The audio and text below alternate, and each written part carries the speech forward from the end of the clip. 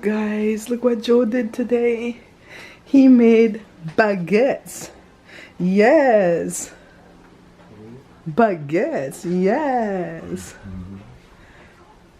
So I'm gonna have some breakfast.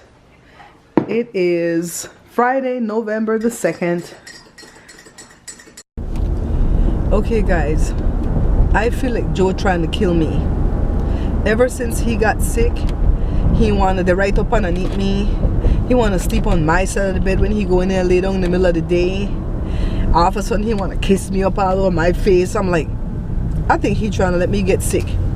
So yesterday, well last night, I started to come down with a massive sore throat. Oh, I hate sore throat. That's why when I took the flu shot, because I don't want to get sick. I don't want to get sore throat. And I think because I use the speaking organ so much, I think that's why whenever I get sick, I get attacked right in there.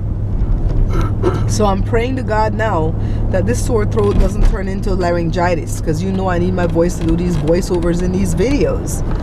So I felt really crummy last night, I'll be honest with you. I took some ibuprofen, I showered, I was cold and I was hot. Joe thinks I had a fever. I slept on the couch and Joe's like, why don't you come to bed? I'm like, because you're playing stuff on the TV that I don't want to hear. I don't want to hear about these, what were you doing, House Hunters or something like that? I want to hear SWAT on in the background and My Comedy on Channel 2, you know, on CBS. So I slept on the couch probably till like midnight. And then I came to bed, and then he turned on Stephen Colbert. Is that his name? Colbert, yeah, Colbert. And I like him, but he had on Chris Wallace last night. And Chris Wallace has been a jerk since day one, so I don't know why he thought Chris Wallace was going to come there and be neutral. He came there and he was a staunch supporter of you-know-who, and he started to talk this foolishness about the caravan. Now you guys know this caravan is not a big deal, right? These people that are migrating, they do this all the time. It dwindles away to nothing, and when they do get to the border, they apply for asylum, and some of them get it and some of them don't. America doesn't have no open borders. You have to have a visa to come into this country, and if you sneak in, you know, it's not easy anymore to sneak in. So these people are coming, knocking on the door, asking for asylum. They're not coming here to throw rocks and beat down the place. So he started to spew this stupid Fox rhetoric, and Stephen Colbert was, he kept quiet for a minute, but he couldn't bear it. And he said, blah, blah, blah. He started to like correct him, and so I had to get up in my sore throat induced whatever was going on. I had to write to Stephen Colbert. I'm like, thank you for shutting down this fool. I said his tongue is forked just like all Republicans, and I don't know why you think he was gonna do anything else than defend this JA. You fill in the blanks, JA.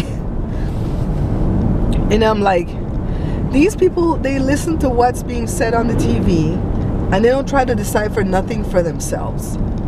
And me, even though I like MSNBC, even when they're reporting something, I still investigate it for myself.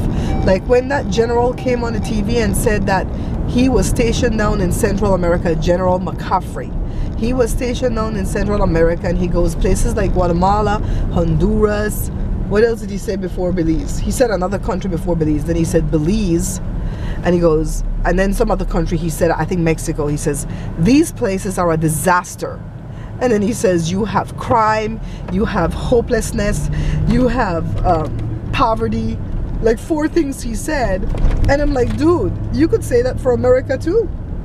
You have crime, you have poverty, and I'm not even talking about the ghettos. I'm talking about even in my little city. It showed on the TV last night on the news that this little baby, 3-year-old baby boy, was stabbed to death by his uncle. Now, I don't know if the uncle was the dad's brother or the mom's brother, but the grandma came home to find the little boy's mom stabbed up and the baby stabbed up. The mom was in grave condition and the baby was dead, and they said the uncle did it. So I'm thinking it's the dad's brother that did it, because if it was the uncle from the mom's side, they would have said that. They would have said the mom's brother did it, right? So they look like young people, no more than 22. Probably went to school with Jada. Who knows?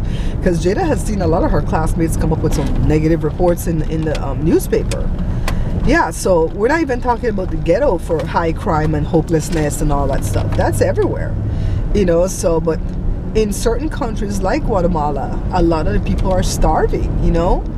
So it gets me up all hot and fired when they talk about this caravan, because this caravan is not going to do nothing to harm us. All right, so it's like, it's all the rhetoric that Trump puts out. And when the reporter asked him, why do you call us the enemy of the state? You know, you could get one of us killed. He goes, that's the only thing that I have to do to win. I was like, he's one of them kind of people, like, if you're in a race with him and you have to stop to drink water from a pond, let's say you're running or bicycling, he would be the one that would drink first and muddy the water so that when you come after him, you can't drink. And that's how he would set himself up to win. I don't believe in that. If I'm competing for something, I want a good, strong competitor against me, because when I win it, I want to feel like I won. And if I lose it, then I want to feel like I lost to somebody that was better than I am, or, you know, greater or whatever. So I don't know, maybe I'm the only one that likes fairness. So Joe's still sick, so he waited in the car. I came down to the corner of the lane to put up this sad yard sale sign. It should really be bright yellow and all that stuff, but you know what, we didn't think it through. I'm like, Joe, it's yard sale weekend again. How did I know this? Because I know it happens every 3 months, and the second made 3 months since I had the surgery. And remember, the last time we had a yard sale, I had the surgery. So Joe says, well, I feel too sick to put on anything on Friday. So if I feel better on Saturday, I'll put out some stuff. I don't feel sick in my body, and the sore throat is pretty much gone.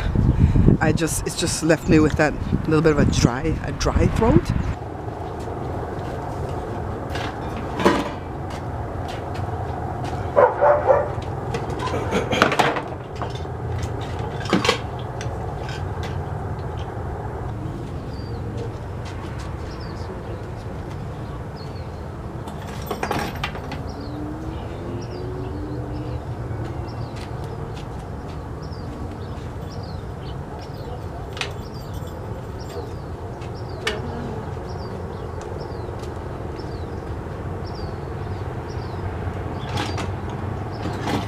Guys, I'm coming. Right now you're there with the sick. Okay, let me show you some of the pieces I kept from my garage sale yesterday. So I kept this thing like a Christmas tree, the gold one, the little baby one. This thing is heavy, like you could clobber somebody. This thing, this is all from Louise, all right? These nutcrackers, the Mrs. and the Mr. My battery's getting ready to die. Hold on, guys. This little tray, I told the kids I'll have like chocolates and kisses and stuff like that for Christmas, sitting on that little footstool thing. And these are like right between throwaway and not throwaway, so I figure I could put cookies out on this for Christmas cake and stuff when people come. Like everybody comes here. This tin, because I thought it was so pretty. All this is from Louise. And I pulled out 2 items for Leah, several items for my Aunt Rita. I'm coming back, guys, hold on. And we gave everything else away to the neighbors next door because they're going to take it to Guatemala in January. And we threw everything else away. We're not having another garage sale. We made $3 and we lost our tent. The wind got up under the tent. Well, it was blowing the tent away. It was blowing their tent away and they let it go into the street. We grabbed ours. The wind got in there and we're fighting it like a, what do you call the thing? A parachute. It was like a parachute. And the wind just got in. Boom, boom, boom, boom. Big holes in the tent. So we lost the tent while we trying to make $3. I'm done. Joe's still sick, but he went to the doctor. They gave him amoxicillin, so he's going to get rid of that sinus infection. Well, I don't know if he's going to get rid of it, but he's going to put it back at bay because I think because he had that infection that he's been fighting for the past 5 months, the flu that he got exacerbated it. So they gave him a flu shot. Baby, did they pin you down and give you the flu shot? They said he could get it as long as he don't have no fever and it's time to get one. I'm so glad, because if he had gotten his on the 11th, he wouldn't have been as bad as he is right now. See, I had the sore throat, but I didn't get knocked on like Joe. But my body's fight. Go in there, little white cells and white blood cells, and fight. Anyways, I'm doing a show on this milk cake, so I'm gonna go charge my battery again right now, and I'll be back. If the thing looks weird, my skin looks weird, it's because Jada touched something on the camera and messed up the setting, and I'm trying to still reset it right now, so bear with me, all right? I'll be back. Yeah, daddy, in a kimono. You tired, Papa?